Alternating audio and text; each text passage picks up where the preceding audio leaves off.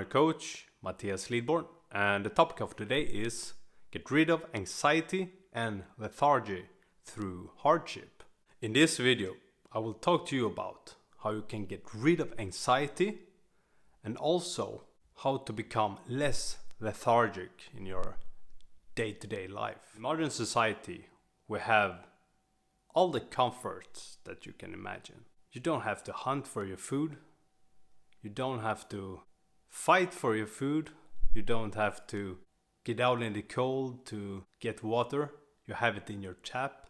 You can get dopamine kicks through entertainment. And of course, comfort is needed sometimes, but not every day and not for a whole lifetime.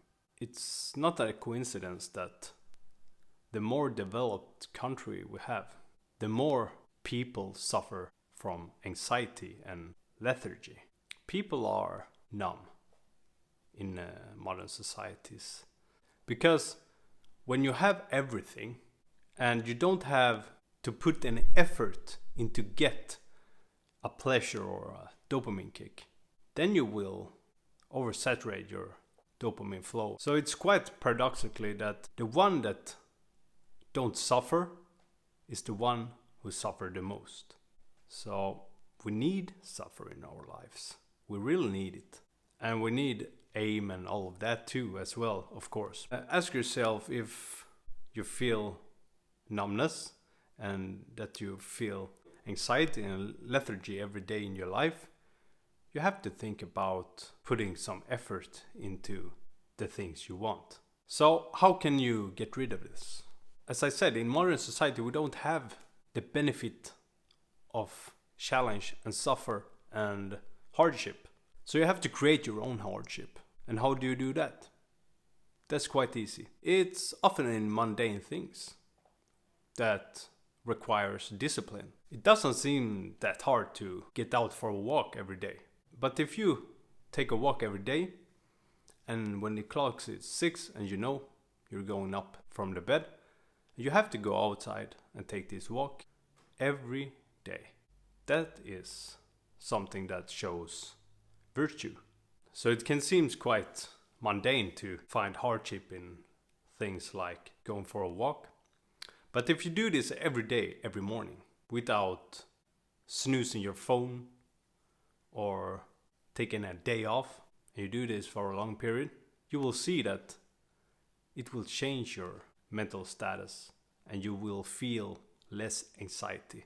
You have to pick one of your suffers. Pick one that you can stick with. And when you can stick with that, and then when it's integrated into your life and your routines, then you take another one. As I always recommend, you need to get your daily light, especially the morning light when the sun is low in the sky. So you can take a walk or you can take your bike, go outside and get the light as well as your workout. You can take a cold bath or a cold shower. That is quite hard to do every day because biologically we don't really get used to it. Of course your body will acclimate and you will get used to colder water, but it will always be hard to dip your feet and your body into the ice cold water. So you can take an ice bath, and if you don't have an ice bath, you can take a cold shower. And you put it on the coldest and get straight into the cold water. Do this every day. You will see that it will calm you down.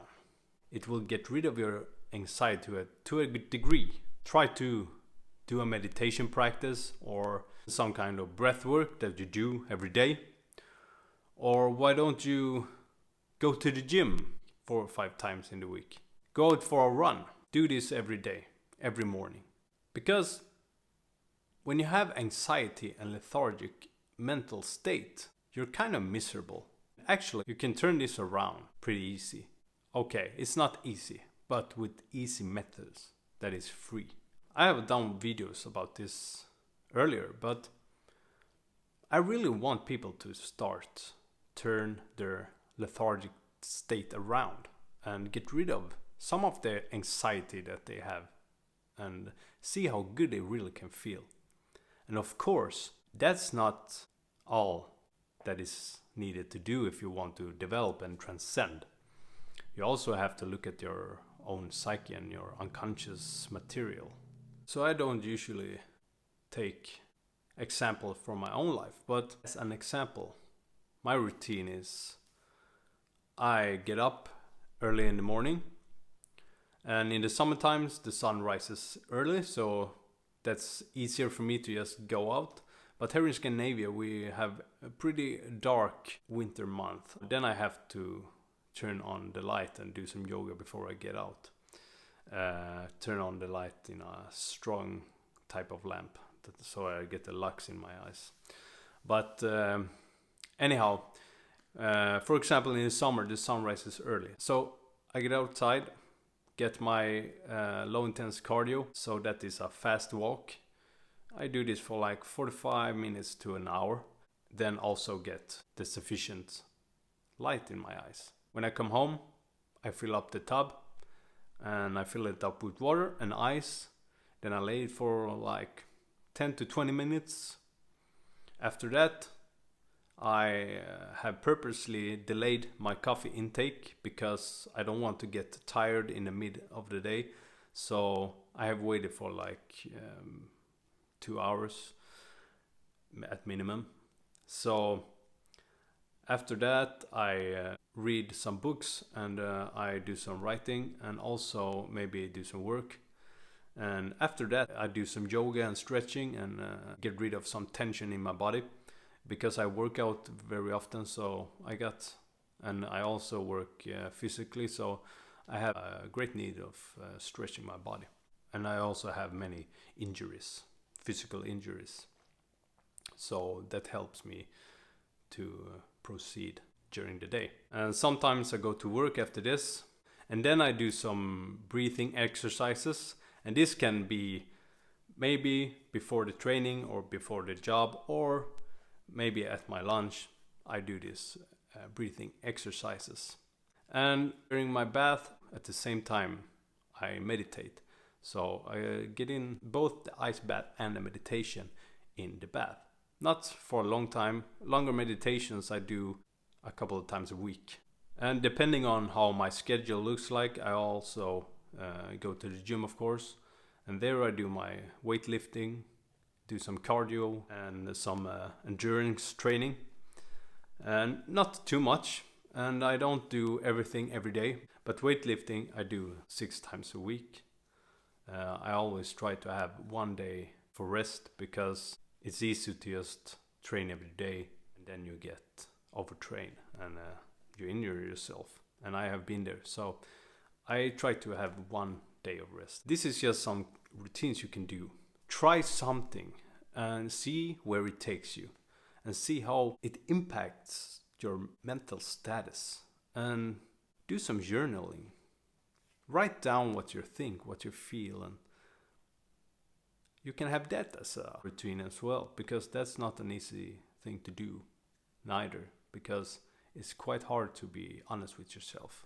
It's very easy to just shy away from one's psychological needs. But physical challenge is a recipe for annihilation of anxiety and lethargy.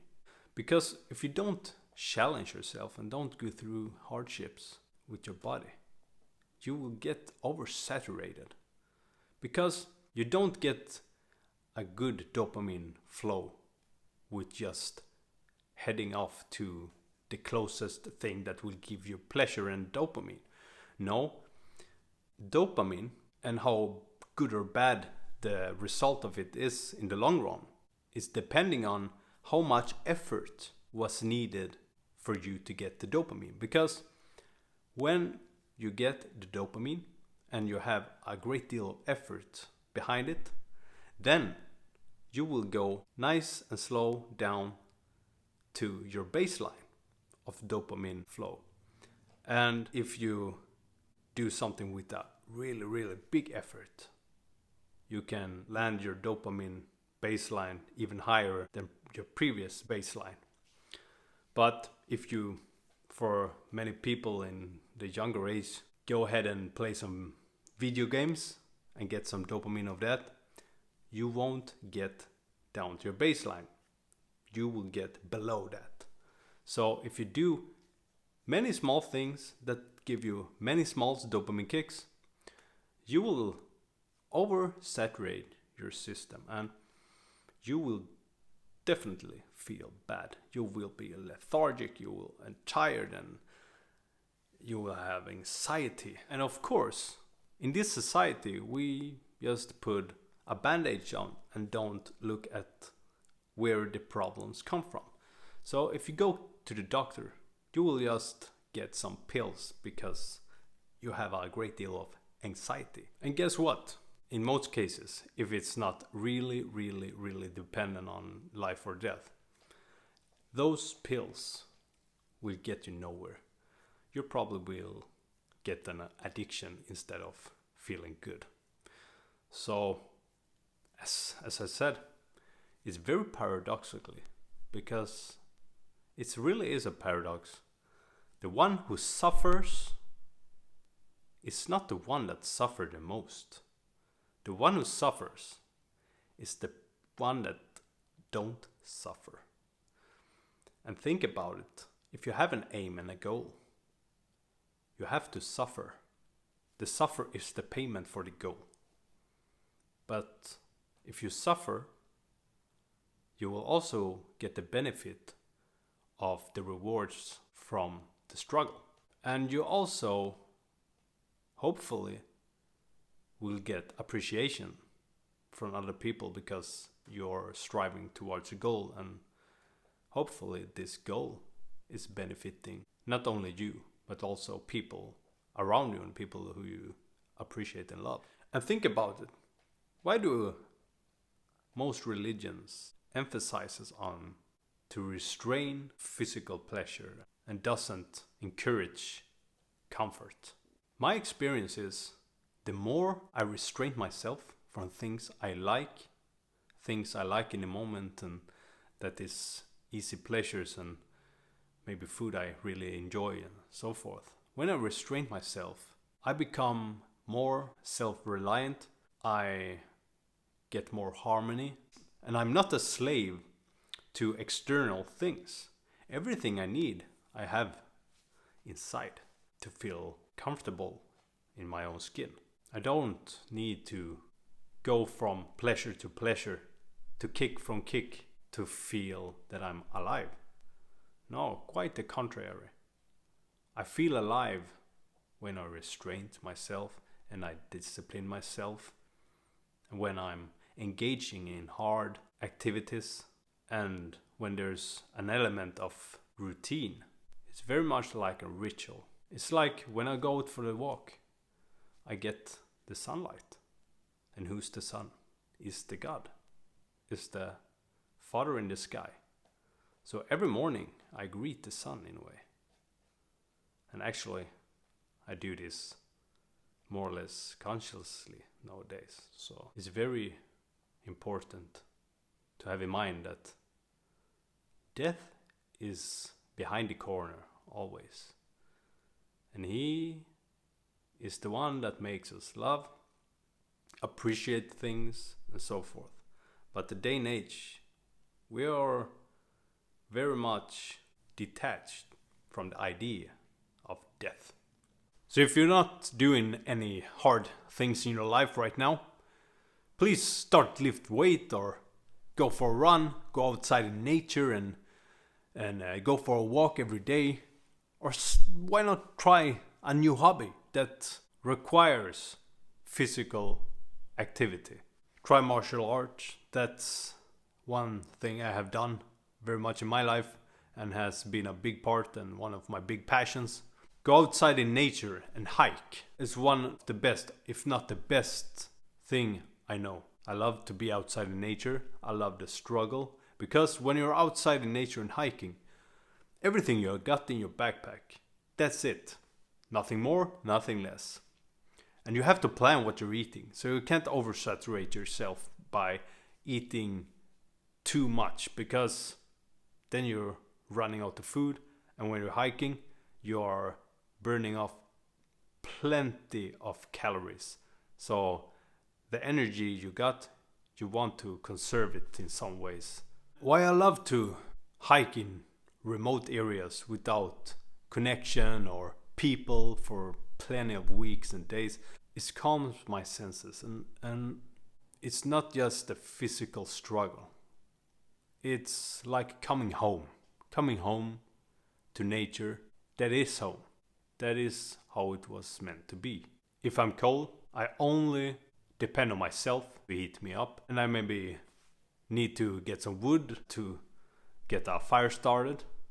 And if I injure myself, the only thing I got to help myself with the injury is the things I got in my backpack, or maybe something in the forest or in the mountains that can help me in some way. But nevertheless, it is just your capability and the things you brought through your planning of the hike that will help you. And it's a gift to be able to be outside in nature. And some may say that it's an escape from reality, but it's quite the contrary, because what I do when I go outside in nature is not escape from reality. I actually go into reality, because the urban environment and the environment that we people have made, that is so cold, and all the strange things that pop up in modern culture nowadays, that is the illusion, not nature. When I come outside in nature, and especially in remote areas, I feel that I am in a much more real reality than when I'm in the urban environments. In an extreme environment, you need extreme, and these extreme measures is not that extreme. They are very simple often. And of course, some is inhibited to proceed what they want to proceed because of maybe illness, injuries, and so forth. I know by own experience that quite possible to do something even when you're injured. It's very important to be grateful for what you have right now, because everything changes. Everything's changeable. Nothing is sustainable in the long run. Life is quite interesting in that way, because often when you have everything and you feel like your life is going well, and so life will give you a hard lesson and turn everything around. So be very grateful what you got right now. You have 2 legs, 2 arms, you have a brain, and so forth. So functioning brain, that's good to have. So I know by my own experience that injuries will put everything on the edge, and you have to change your way of being, and you have to, like, especially when it's physical injury, you have to train around the problem, but at the same time you have to have the injury in your mind and rehabilitate yourself. Often life takes away something that is one-sided, and if you want to call it the unconscious God or just how the world works, that's fine. But oftentimes when you get one-sided, you will be robbed by that one-sidedness sooner or later. Hint about the need for balance. If you don't listen, it can be extremely destructive, and you may experience a suffer without a meaning, and that's a real suffer. I hope you found any value in this video, and if you did, you're always welcome to make a donation to me through PayPal, donor box, and also Patreon. And if it happens to be that you have a struggle in your life right now, or a question to me, you can always put it in the comment section or send me an email. An email you will find in the description below. I might bring up this topic in a subsequent video, if it's okay for you. And of course, I will never mention your real name in the video. And if it happens to be that you would like to book a coaching session with me, or take part of some of my training programs and diet plans, you can contact me on my website through my mail or send me a message on Instagram. My Instagram has the same name as this YouTube channel, Mattias Lidborn. And also like and subscribe to this channel, Mattias Lidborn, here on YouTube. And also follow me on Instagram. As I said, it has the same name as this YouTube channel. Until next time, I hope you find a daily routine and a hardship of your own and get rid of some of that anxiety. Thank you very much for tuning in today. Have a nice day. Bye.